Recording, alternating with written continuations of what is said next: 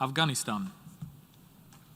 Atahukanya amajwi 72 ku bihugu 122 vyatoye. Karim Khan wo mu Bwongereza niwe yatowe ngo abe umushikirizamanza wa Sentare Mpuzamakungu Mpanavyaha Haye hari ku munsi wa gatanu mu nama igira 19 y'ibihugu vyasinye amasezerano y'i Roma ashinga iyo sentare. Inama yabereye ku cicaro gikuru ca ONU i New York muri leta zunze ubumwe za Amerika. Wararongoye iyo nama niwe yashikirije ivyavuye mu matora. Having received the highest number of votes, kubera ko yaronse amajwi menshi kurusha abandi kandi akabarenga igice cy'ibihugu byatoye, Karim Khan wo mu Bwongereza niwe yatowe kuba umushikirizamanza wa Sentare Mpuzamakungu Mpanavyaha mu kiringo c'imyaka 9. Akazi kiwe kazotangura itariki 16 z'ukwezi kwa gatandatu mu 2021.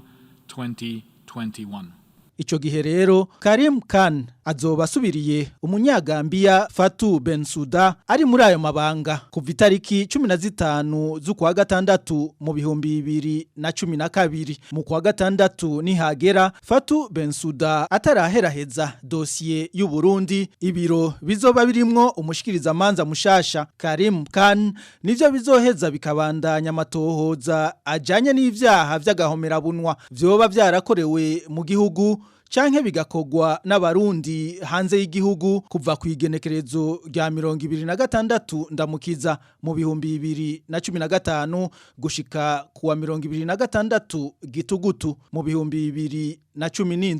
Ivyo vyaha navyo n'ubwicanyi canke kugerageza kugira ubwicanyi, ugufunga canke kubuza abanyagihugu umwidegemvyo vyimonogoje, ukubaboreza igufa, ukubashurashuza ku nguvu, ukubanyuruza bakabugwa irengero hamwe no kubaburabuza.